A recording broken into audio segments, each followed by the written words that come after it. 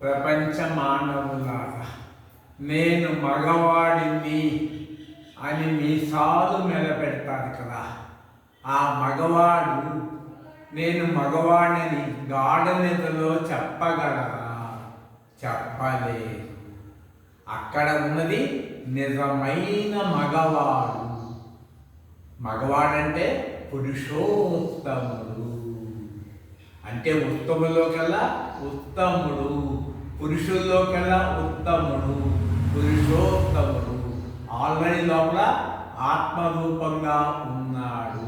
అది తెలుసుకొనుటియే పురుషోత్తమ ప్రాప్తి. అక్కడి నుంచి మెలకువలోనే మనసు పుట్టింది. మనసు అంటే స్త్రీ, అంతేకాని ఆ స్త్రీలు కాదు.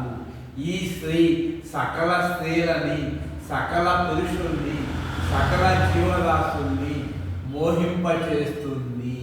అది ఏ జగన్ మాత అంటే క్రియేషన్.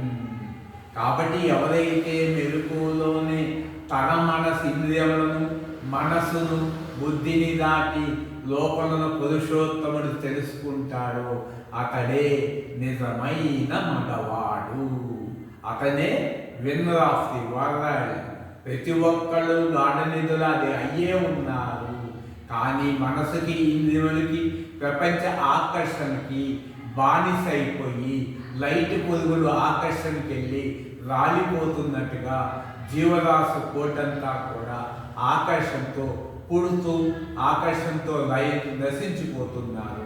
కాబట్టి ఎవరైతే తనలో ఉన్న పురుషోత్తముడు తెలుసుకుంటాడో అతడే